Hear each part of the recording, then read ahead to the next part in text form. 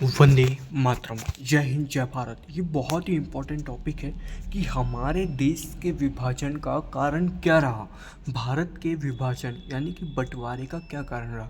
जैसे कि हम सभी जानते हैं कि हमारा देश 15 अगस्त 1947 की मध्य रात्रि को स्वाधीन हुआ ब्रिटिशों के उपनिवेश से।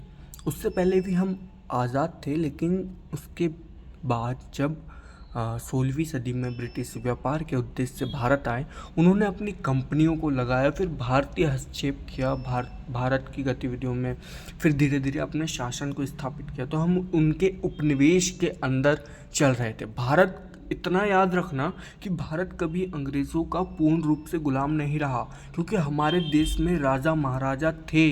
हमारे देश में चिंगारी जलती रहती थी क्रांति की, तो हम कभी उनके गुलाम नहीं हुए।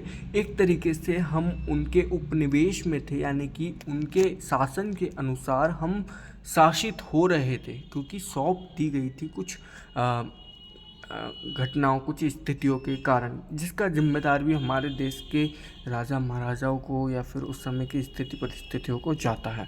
लेकिन उसके बाद हमारे देश के ऐसे वर्गों ने आज़ादी में महत्वपूर्ण भूमिका भी निभाई, बहुत ज़्यादा इम्पोर्टेंस रखता है। लेकिन विभाजन के प्रमुख कारण क्या रहे, ये जानते हैं हम इस वीडियो में।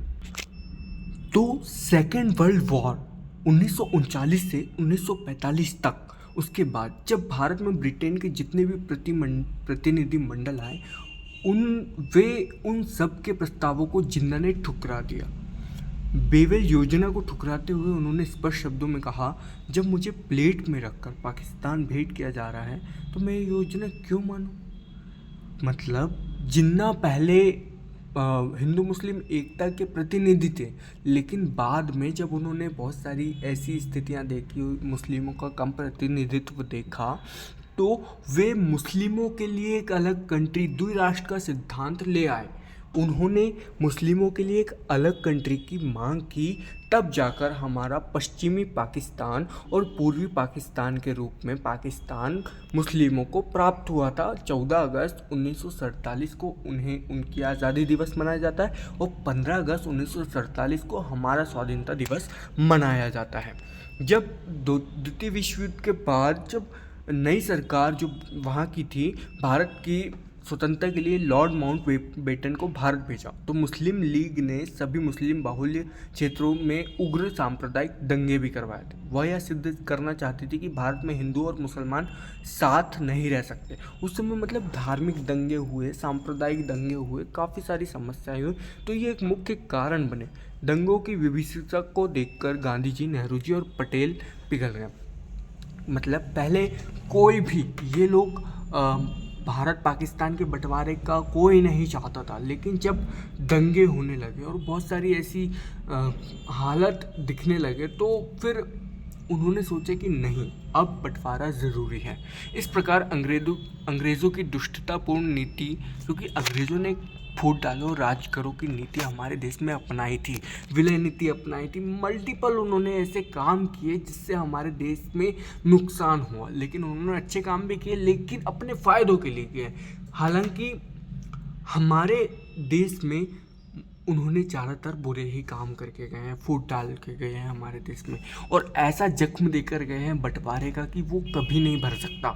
हिंदू मुस्लिम सिख, मतलब ऐसी भावनाएं बनी हुई हैं लोगों के अंदर। तो 15 अगस्त 1947 को भारत स्वाधीन हुआ।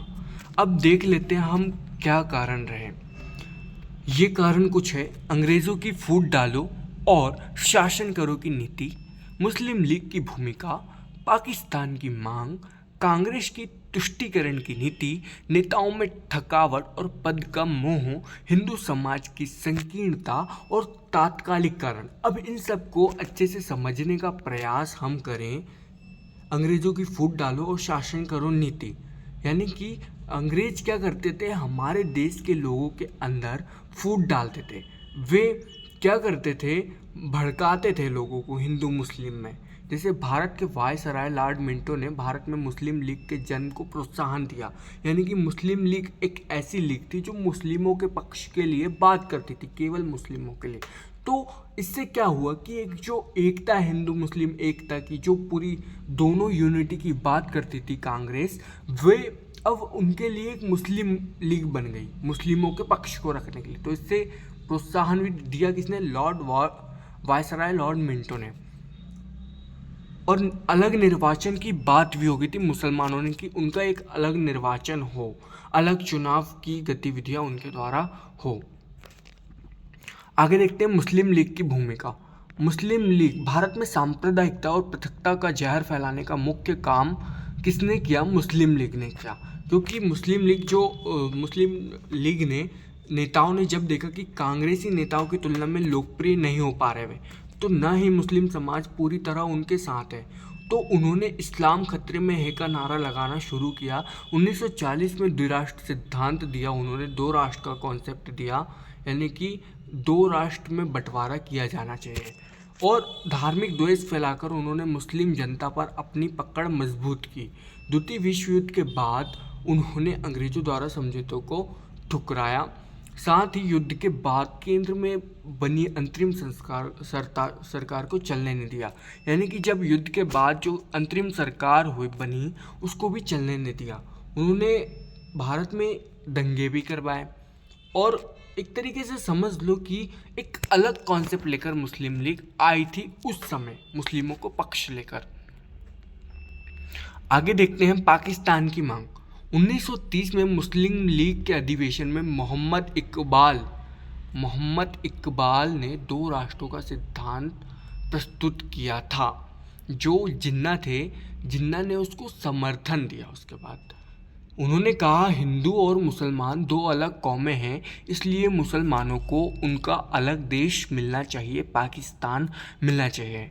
1940 में कांग्रेस के लाहौर अधिवेशन में इस मांग को जिन्ना ने खुलेआम स्वीकार किया।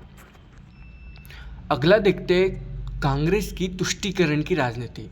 भारत के विभाजन का आंशिक कारण कांग्रेस द्वारा अपनाई गई तुष्टीकरण की नीति भी है। कांग्रेस बार बार मुस्लिम लीग को तुष्ट करने के लिए गलत कदम उठाते थे, मतलब उनको एक तरीके से संतुष्ट, उनके पक्ष में ऐसा बताने के लिए तो वो गलत कदम उठाती थी, जिस कारण से एक तरीके से फूट या कहें असमझ की, असहजता की स्थिति उत्पन्न हुई। 1916 में कांग्रेस ने मुस्लिम लीग के साथ लखनऊ समझौता किया और पृथक निर्वाचन की मान्यता प्रदान की। 1920 में कांग्रेस ने खिलाफत आंदोलन को ही असहयोग आंदोलन का हिस्सा बना लिया था। यह गलत काम था। होना क्या चाहिए था? स्वतंत्रता के नाम पर मुसलमानों को असहयोग आंदोलन में सम्मिलित किया जाता। इतना ही नहीं, मोहम्मद अली जिन्ना को प्रसन्न करने के लिए गांधी जी ने उसे कायदे आज़म की उपाधि भी दी, केवल उसको खुश करने के लिए। पहली बात तो उस समय क्या चल रहा था पता है? प्रधानमंत्री की होड़ चल रही थी जिन्ना और जवाहरलाल नेहरू के बीच। तो गांधी जी क्या चाहते थे? किसी भी प्रकार का झगड़ा झांसा ना हो, इस कारण से उन्होंने सबको बराबरी रखने की कोशिश की। उन्होंने जिन्ना को क्या दिया? कायदे आज़म का खिताब दिया। नेताओं में थकावट और पद का मोह, जैसा कि मैं बता रहा हूँ, पद का मोह। स्वतंत्रता संग्राम में भारत के अधिकांश नेताओं ने अपना सर्वस्व होम कर दिया था। लोहिया के अनुसार नेताओं की थकान, बड़े पदों के मोह ने उन्हें विभाजन की कीमत पर स्वतंत्रता स्वीकार करने के लिए प्रेरित किया, यानी कि उनके अंदर पोस्ट को प्राप्त करने की होड़ लगी हुई थी। जैसे स्वयं जवाहरलाल नेहरू ने कहा, सत्य तो यह है कि हम थक गए थे और फिर हमारी उम्र भी बढ़ रही थी, बुजुर्ग हो रहे थे सब लोग, इससे बहुत कम लोग दोबारा जेल जाने को तैयार थे। इसलिए स्वयं गांधी जी ने कहा कि कई नेता ब्रिटेन के साथ समझौता करना चाहते थे और इससे भी ज़्यादा सत्ता चाहते थे, यानी कि ब्रिटेन जो था वो उपनिवेश हमारे लिए बनाया हो गया था, हम पर शासन कर रहा था। तो क्या चाह रहे थे? हम उनका उपनिवेश बना रहे। जैसे कि नरम दल, गरम दल, दो तरीके के दल थे कांग्रेस के अंदर। नरम दल जो थे वो ब्रिटिशों के अधीन रहकर उनको मार्गदर्शन देकर अपने देश में शासन करना चाहते थे, यानी कि ब्रिटेनियों का शासन वे एक्सेप्ट कर रहे थे, लेकिन गरम दल ऐसे थे जो उनका घोर विरोध कर रहे थे। वे चाहते थे कि हमें पूर्ण स्वराज मिले। वैसे ही यहाँ पर आते हैं हिंदू समाज की संकीर्णता। भारत के विभाजन का कारण है कि हिंदू समाज की संकीर्णता भी है, छोटी सोच एक तरीके से कह सकते हैं। ये तो भारत का हिंदू समाज बहुत उदार रहा है, लेकिन जो बाहर से जातियाँ और सभ्यताएं आई वे भारत में घुल मिल गई, और परंतु इस्लाम को पूरी तरह आत्मसात करने में हिंदू समाज सफल नहीं हुआ। यानी कि पूरा तरह से जो इस्लाम है उसको स्वीकार करना या फिर एक तरीके से उसको सहयोग देना या समर्थन देना हिंदू समाज ने स्वीकार नहीं कर पाया, जिस कारण से हमारा धार्मिक आधार पर बंटवारा और मजबूत हुआ। भारत में मुस्लिम कट्टरता में वृद्धि भी आई। स्वयं जिन्ना के दादा हिंदू थे, कहा जाता है जिन्ना के दादा हिंदू थे, परंतु एक खोजा पीर के संपर्क में आने के कारण मलेच्को जैसा व्यवहार करने से उनकी कटुता बढ़ गई। फिर उन्होंने मुस्लिम धर्म अपनाने का प्रयास किया। तात्कालिक कारण क्या था? भारत का विभाजन स्वीकार करने के कुछ तात्कालिक कारण भी थे। अब तात्कालिक कारण क्या थे? वे कारण थे, कांग्रेस के नेताओं को यह भी लगता था कि अंग्रेज स्वतंत्रता अभी तो अंग्रेज स्वतंत्रता दे रहा है, लेकिन स्वतंत्रता भी हाथ से ना निकल जाए, मतलब बाद में। जो इनका मानना ये था कि ये स्वतंत्रता दे रहे हैं, लेकिन अगर यदि हम सही पर नहीं ले पाए तो कहीं ये स्वतंत्रता भी आगे ना निकल जाए। ठीक है, तो ये सभी कारण थे भारत के विभाजन के। जैसे कि यहाँ पर बताया, अंग्रेजों की फूट डालो, फूट डालकर वे करते थे शासन। मुस्लिम लीग की भूमिका, उन्होंने अपना राष्ट्र बनाने का प्रयास किया और पाकिस्तान की मांग हुई। फिर कांग्रेस की तुष्टिकरण, यानी कि एक पक्षीय थी वे, या फिर अपने आप को किसी को संतुष्ट करने के लिए वे प्रयास करती थी कांग्रेस, किसी एक विशेष वर्ग को। थकावट होने लगी थी, लोग उम्र बढ़ने लगी थी नेताओं की, और हिंदू समाज में संकीर्णता थी। उन्होंने इस्लाम धर्म को मतलब एक तरीके से अलग तरीके से देखना करा, और तात्कालिक कारण थे बंटवारे के। तो भारत विभाजन के प्रमुख कारण ये थे। आई होप आपको वीडियो समझ आया होगा। Thank you so much video देखने के लिए।